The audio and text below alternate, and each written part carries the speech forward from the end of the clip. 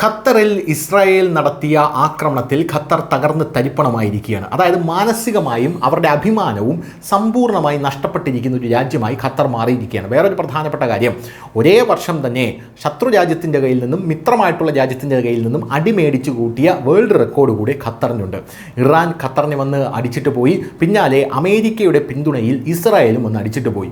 ഇപ്പോഴിതാ ഖത്തർ എല്ലാവർക്കും കൊട്ടാവുന്ന ഒരു ചെണ്ടയായി മാറിയിരിക്കുകയാണ് എന്ന് തന്നെ നമുക്ക് എടുത്ത് പറയേണ്ടി വരും. GCC രാജ്യങ്ങളെല്ലാം സംഘടിപ്പിച്ചുകൊണ്ട് ഞങ്ങൾ വലിയ പ്രതിഷേധമുണ്ടാക്കുമെന്നൊക്കെ ഖത്തർ പറയുന്നുണ്ടെങ്കിലും ഒന്നും തന്നെ നടക്കാൻ പോകുന്നില്ല. പോരാത്തതിന് ഇസ്രായേലിലെ ബെഞ്ചമിൻ നെതന്യാഹുവിനെ യുദ്ധക്കുറ്റവാളിയായി പ്രഖ്യാപിച്ച് വിചാരണ ചെയ്യണമെന്നാണ് ഖത്തർ ഇപ്പോൾ പറയുന്നത്.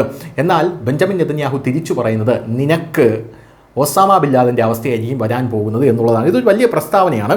ഖത്തർ തലസ്ഥാനമായിട്ടുള്ള ദോഹയിൽ നടന്ന ആക്രമണത്തിൽ നെതന്യാഹു എല്ലാ വശങ്ങളിൽ നിന്നും വിമർശനം നേരിടുന്നുണ്ട്. എന്നിട്ടും അദ്ദേഹം ക്ഷമാപണം നടത്താൻ തയ്യാറാകുന്നില്ല എന്നുള്ളതാണ് ഇതിലെ പോയിന്റ്. ഹമാസ് നേതാക്കളെ അവരുടെ രാജ്യത്ത് നിന്ന് പുറത്താക്കണമെന്ന് അദ്ദേഹം ഖത്തറിന് വ്യക്തമായിട്ടുള്ള മുന്നറിയിപ്പും നൽകിയിട്ടുണ്ട്. 2012 മുതൽ ഹമാസിൻ്റെ രാഷ്ട്രീയ വിഭാഗത്തിൻ്റെ ഓഫീസ് ഖത്തറിലാണ് എന്നുള്ളതാണ് പ്രധാനപ്പെട്ട കാര്യം. ഗാസയിലെ ഹമാസിൻ്റെ ഭരണവും ദോഹയിൽ നിന്നാണ് നടക്കുന്നതെന്ന് വിശ്വസിക്കപ്പെടുന്നു. ഇക്കാരണത്താൽ ഹമാസിനെ അവിടെ നിന്നും പുറത്താക്കുകയോ കൊല്ലുകയോ ചെയ്തില്ലെങ്കിൽ ഇസ്രായേൽ തന്നെ നടപടിയെടുക്കുമെന്ന് നെതന്യാഹു ഖത്തറിനെ ഇപ്പോൾ നേരിട്ട് ഭീഷണിപ്പെടുത്തുകയാണ്. ഖത്തറിൽ അവിടെ ബോംബ് വീണപ്പോൾ ഇവർ മരിച്ചില്ല എന്ന് ചില ആൾക്കാർ പറയുന്നുണ്ട്. അങ്ങനെയാണെങ്കിൽ ഇവർ മരിക്കുന്നത് വരെ ഖത്തറിൽ ഞങ്ങൾ ബോംബ് ഇട്ടുകൊണ്ടേയിരിക്കുമെന്നും നെതന്യാഹു ഇപ്പോൾ പറയുന്നുണ്ട്.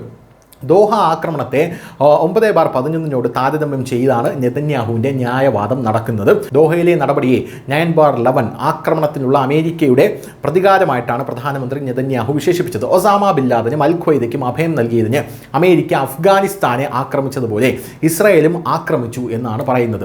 ഹമാസിന് അഭയം നൽകുന്നത് ഖത്തറാണ്, അതുകൊണ്ട് ഞങ്ങൾ ഖത്തറിനെ ആക്രമിച്ചു. ഒസാമ ബിൻ ലാദന് അഭയം നൽകിയത് അഫ്ഗാനിസ്ഥാനാണ്, അതുകൊണ്ട് അമേരിക്ക അഫ്ഗാനിസ്ഥാനെ ആക്രമിച്ചു. ഇതിൽ ഇത്ര മാത്രമേ ഉള്ളൂ എന്നാണ് നെതന്യാഹു പറയുന്നത്. 2023 ഒക്ടോബർ 7 ആക്രമണത്തെ സെപ്റ്റംബർ 11 ആക്രമണവുമായി താരതമ്യം ചെയ്ത അദ്ദേഹം ഹോളോകോസ്റ്റിന് ശേഷം ജൂതന്മാർക്കെതിരെ ഇത്രയും വലിയ ആക്രമണം നടക്കുന്നത് ഇതാദ്യമാണ് എന്നാണ് പറയുന്നത്.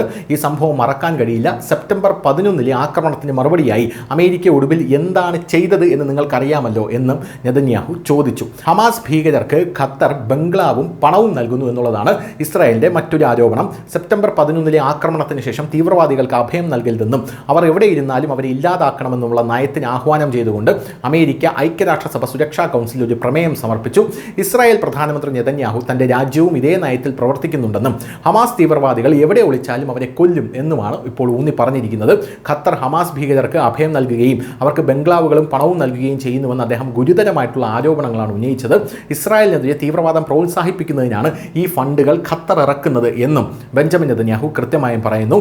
ബിൻ ലാദനെ കൊന്നതിന് അമേരിക്കയെ പ്രശംസിക്കുന്നവരായിരുന്നു നിങ്ങൾ, പിന്നെ എന്തിനാണ് ഞങ്ങളോട് ദേഷ്യപ്പെടുന്നത്? അതായത് ബിൻ ലാദനെ കൊന്നതിന് അമേരിക്കയെ നിങ്ങൾ പ്രശംസിച്ചു, ഞങ്ങളുടെ രാജ്യത്തെ ആക്രമിച്ച തീവ്രവാദികളെ നിങ്ങളുടെ രാജ്യത്ത് കയറിക്കൊന്നു, അതിന് നിങ്ങൾ ഞങ്ങളെ അഭിനന്ദിക്കുകയല്ലേ വേണ്ടത് എന്നൊരു പരിഹാസവും ഇപ്പോൾ നെതന്യാഹു ഖത്തറിന് നേരെ ഉന്നയിച്ചിട്ടുണ്ട്. ന്യൂസ് ഡെസ്ക്, ന്യൂസിൻ്റെ മലയാളം.